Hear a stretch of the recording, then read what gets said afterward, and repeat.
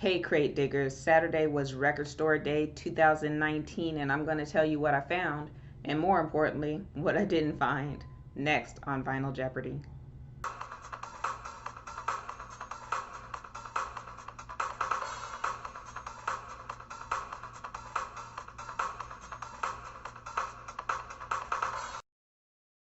So, you guys, this was my first record store day ever.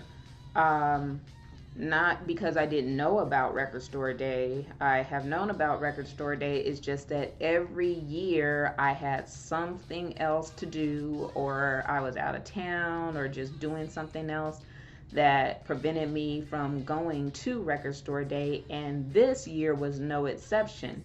I was actually being a mom, and this Record Store Day, I didn't think I was going to be able to go at all because my daughter is pretty good at her sport. She's 13 years old, and she had a regional championship at 8 in the morning, which means that I was not going to be in line at any record store that early in the morning.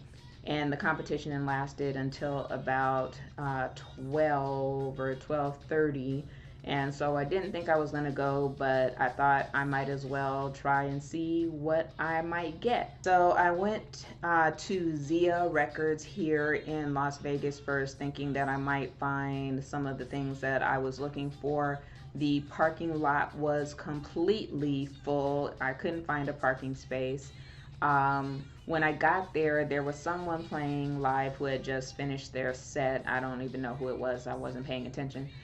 And but I was glad to be there so that I could at least look for what I was looking for, which was number one was His Majesty's Pop Life. Of course, I wanted that record, and then the cassette, which was the Versace mix. I also wanted Erykah Badu and James Poyster. I think that's how you pronounce his name, but they have a record that I wanted. I also wanted Fela Kuti and Roy Ayers. And I also wanted the West Montgomery back on Indiana, I think Indiana Avenue, I think is what it was called. Anyway, so I was looking for those, and I couldn't find anything. And someone had been talking about how are you treated at the record stores on Record Store Day, because part of this is not just about getting these limited edition records, it's also about supporting your local record store. So I don't know if it was because there were so many people in there or what, but I wasn't getting much help from the people who worked there. Basically, they told me that they could not tell me what they had and what they didn't have. They told me that the records were mixed in with all of the rest of the new records. So if I wanted Prince, I had to look under Prince, under pop, I guess, or R&B. Who knows? He might show up under rock. Basically, I just had to look everywhere for Prince if that's what I wanted. Also, I asked about Erykah Badu. We don't know if we have it. You just have to look. So I don't know if that was true, or if it was just they're wanting you to look through records and then maybe stumble upon something else while you're looking for your Record Store Day records or not. I was a little annoyed by that. So I looked in all of the places that I was supposed to look for those records that I was looking for, found nothing. I did ask them about the cassette. That ought to be easier. They had a wall full of cassettes, but none of them were new, so I didn't think that was where, or the right place to find it. So I did ask about that, and they did point me in the right direction, but told me from the beginning that they knew that all of the Versace mix cassettes were gone. So that was nice. So I'm wandering around the store just looking, and then I started looking at different things just to, make my whole visit not so much of a waste. And while I was searching for the cassette, I noticed a stand-up shelf. It was like a standalone shelf. And on the back of the shelf, where probably nobody would have been able to see it, was His Majesty's Pop Life. So I did end up getting the record that I was looking for, even though it was not where they told me it was going to be. So here is His Majesty's Pop Life Prince. This is the purple mix, or it says Mix Club. This was the limited edition Japanese, what is it? It was from 1985 Japan only promo, strictly limited edition. And it has on here, which is really cute, I thought, it says Recasto Day exclusive. So you know that comes directly from the Under the Cherry Moon movie, where Prince is trying to get married to say Recasto, Recasto, Recasto, Recasto. So the price on it was $34.99. I did open it and I did listen to these records. These songs, not that I had not heard them before. There is an insert in here, and it, I suppose, is in Japanese, and it has basically an anthology of Prince's songs. I believe that's what it is. I can't read Japanese, but that's what I'm assuming that it is. This is a gatefold, but I did not open it, so let's open it all the way. You might as well see it with me.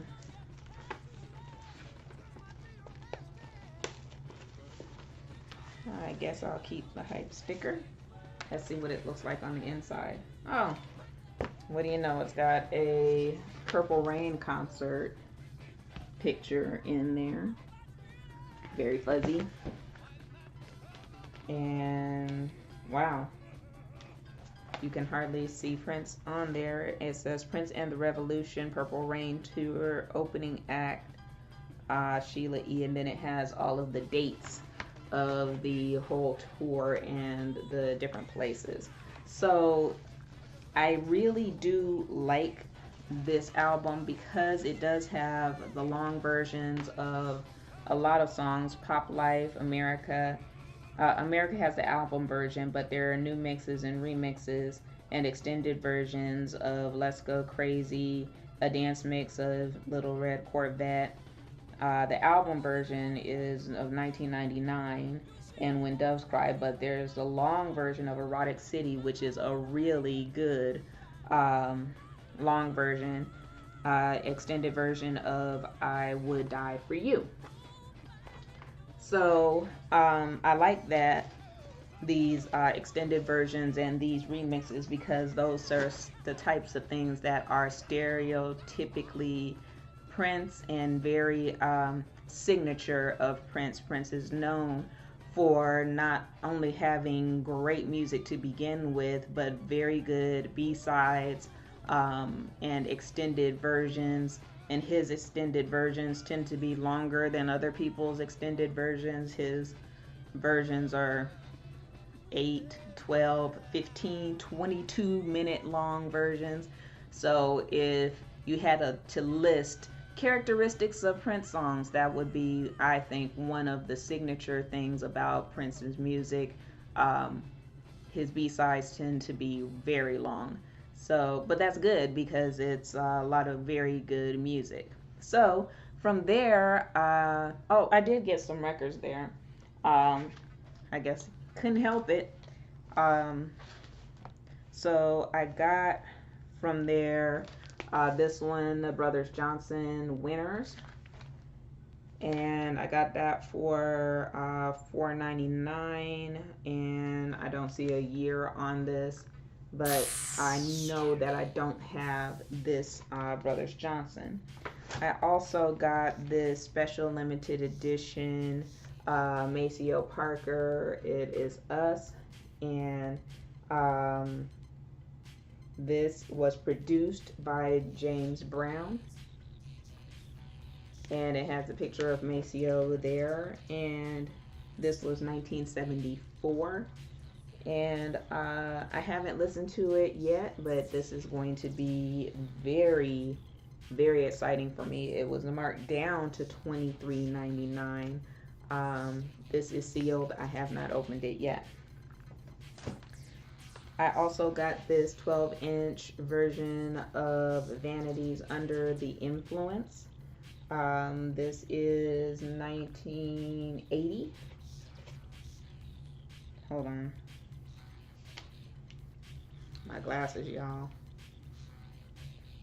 I think it's 1986. It's like, I don't think this is 1980. That would have been way too early. This is 1986. And this is a promo. So let me look at it. Let me look at the inside. Yeah. It's a promo, not for sale. And I think I have heard the song before. I can't remember. And here is something that I have wanted for a long time. I have never picked it up, but I have wanted it. This is Maggot Brain. This is by Funkadelic. And by the way, guess who I'm going to see in August?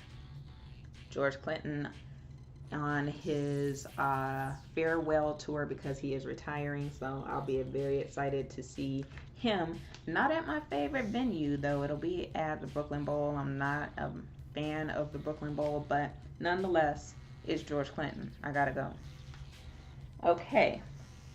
So from there, I went on to my favorite record store here in Las Vegas, which is Record City. And I was thinking maybe because it's a smaller record store than Zia, maybe I could possibly get the records, but you know, now it's about $330 maybe by the time I was making it there. And they had nothing from Record Store Day. They had maybe 2 or 3 records on the wall of, you know, I don't even know what they were, because I was not interested in them. But whoever was walking in, they were asking, you know, and the guy who was there was like, whatever is on the wall, that's what we have left from Record Store Day, that's it. And I mean, there were literally like 4 records sitting there on the wall. So might as well just go ahead and go through the records and see what's in new arrivals. I did get a nice Record City bag, so I was excited about that. That was cute that I actually got something for Record Store Day, even though it was 3:30 in the afternoon. So as always, Record City treats customers very well, so I was happy about that. So let me pull out and just show you all the records that I got. First thing is Elisa Fiorillo, and I did play this record. It's pretty good. It was 1987, so it's produced by Jelly Bean Johnson. We know him of the time. And one of the songs on here, the actually very first one, side 1, is You Don't Know. It is with John Oates, and it's pretty good. You don't know John Oates very much for his vocals, but his vocals were really good on this record. And it is late 80s synthesizer driven type of music, and it's kind of dance tunes, pop, what you would expect of 1987. And of course, it has that Minneapolis synthesizer bass going on that you would expect from Jelly Bean Johnson. So here is Elisa Fiorillo. If you're here in Las Vegas, I believe she is playing very soon at the Smith Center. She's doing jazz standards. So that's Elisa Fiorillo. I also picked up this Royce album. I do not have this, and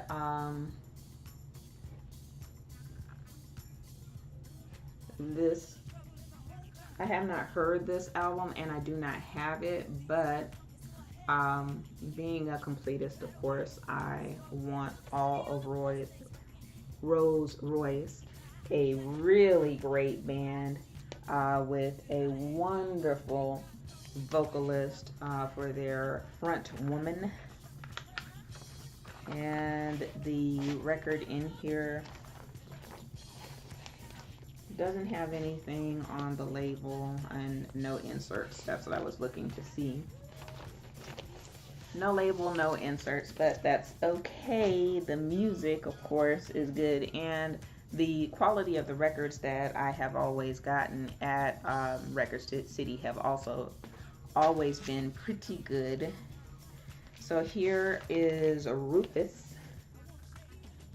Again, being a completist, I had to go on Discogs because I couldn't remember, do I have this or don't I? And I do not have this particular Rufus record. This is without Shaka Khan, but nonetheless, Rufus is a great group with wonderful music. So I have not heard this, and I know that I did not already have it in my collection. So here is Rufus. What year is this? This is 1981. And also from 1981, I got Billy Preston and Saida. And this, of course, these two people together, a nice combination. Ray Parker Jr. is playing guitar on this particular record. It's on the Motown label. I haven't heard it yet because I was busy listening to Least A Theorem and Pop Life. Next, I got Morris Day, Fishnet. There he is peeking out of a limo. And this is produced by Jimmy Jam and Terry Lewis, and this is a promo copy. And what year is on? Photography is by Jeff Katz, who just came out with a bunch of Prince pictures too, by the way. He is selling for the low price of $3,500 if you so want to get a picture of Prince and you have $3,000 lying around. Jeff Katz can help you out. I don't know what year this is, but you know when Fishnet came out. Okay. Next, I got Ike and Tina Turner, and this one is called Get Back. And it has, this seems like almost like a greatest hits kind of thing because it has Proud Mary on here, Nutbush, A Fool in Love, Let's Spend the Night Together, River Deep, Mountain High, Honky Tonk Woman. All of these are songs from actually other albums that they did, so it's almost like a greatest hits. But, you know, I still wanted it. So the next thing I got was the Eurythmics. This is Be Yourself Tonight. And I love Annie Lennox. And it has in here an insert with the lyrics. And the songs are Would I Die For You, There Must Be an Angel, I Love You Like a Ball and Chain, Sisters Are Doing It For Themselves, Conditioned Soul, Adrian, It's Alright, Here Comes That Sinking Feeling, Better to Have Lost in Love. And this, of course, is produced by David A. Stewart, her partner in music. And isn't she gorgeous? Oh, I just love Annie Lennox. Love Annie Lennox. And so also in here is the inside cover, and it has a picture of them on each side. Yeah. Okay. You know how I do. When I go, I just keep on going. So this is the silvers. The outside had a little bit of water damage, but it still had the original cellophane on it, so I was totally wanting to get this. And I remember back in the day when I remember the 45 was Boogie Fever was one of the first records I ever bought by myself as a kid. So this was just a very nostalgic. Um, and of course, they're just a fine looking family, aren't they? The Silvers, and the name of this album is Showcase. Now, let me see, because the last Silvers album that I bought had a insert for merchandise. This one does not, but the um, quality of the record looked really good. I mean, this is pretty good for an album that's over 30 years old, I think. Is it over 30 years old, or am I misspeaking here? It's 40 years old. Should be. 1976. I Yeah, it's a pretty good looking record. I haven't played it, but I can't imagine that it won't do well. Can you? All right, so here is the next one I got, Richie Havens. And this record is called The End of the Beginning, Richie Havens. I have heard of Richie Havens and I have not heard the music yet, but I am excited to hear it. I know he was at Woodstock, so that should be very interesting. And I saw the whole Woodstock movie, so I remember seeing that part. Next, I got John Lee Hooker. This is called The Real Folk Blues. This was recorded in 1966, but this was released in 1987. And I love John Lee Hooker. As a matter of fact, I have some videos on this channel. I'll put it up, of John Lee Hooker, the master of the blues, if you did not know. I also got, this is the King and Queen of Gospel, Reverend James Cleveland, and evangelist at the time, Shirley Caesar. She's Pastor Shirley Caesar now. But this has on here, Don't Be Afraid, Something's Got a Hold on Me. I mean, this is some old time gospel. This is the kind of stuff I love. My mother used to play piano at our church growing up, so this is the kind of music that I grew up with, and I really know that I'm going to love this. And lastly, just as a side note, I didn't have the best record store day, but I did have a good record store week. I ordered from the Paisley Five and Dime, managed by Eric Rogers, a record that I got this week. Good Question.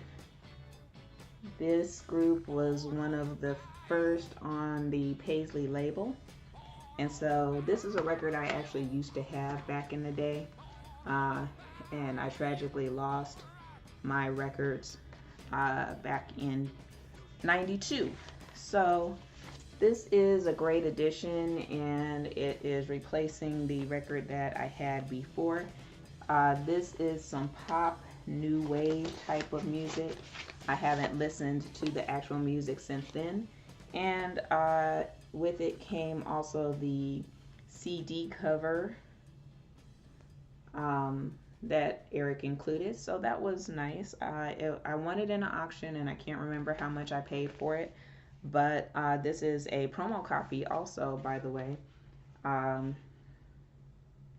So this is the promo copy.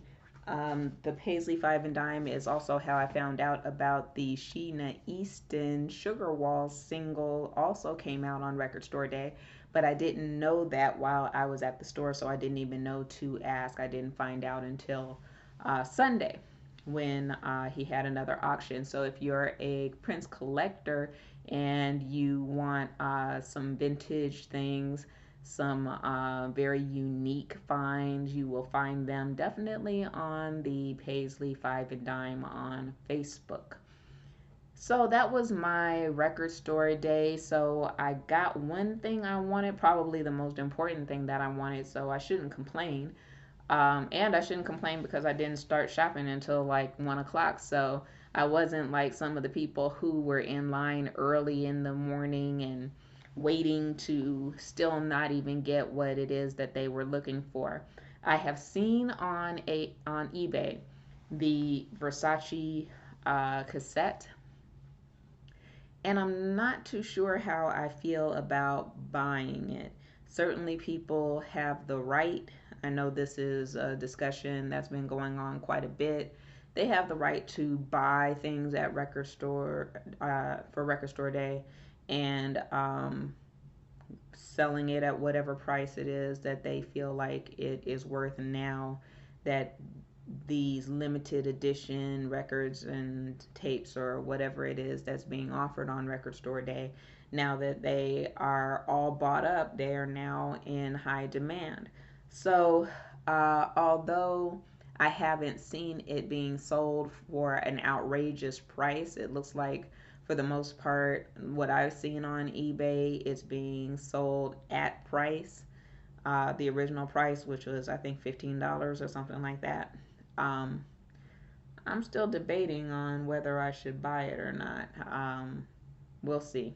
But in any case, hope you had a great record store day. Hope you got all of the things that you were looking for. And maybe next year, I'll actually make it there on time and get everything that's on my list. That's it for today. See you next time, Crate Diggers, on Vinyl Jeopardy. These are my records.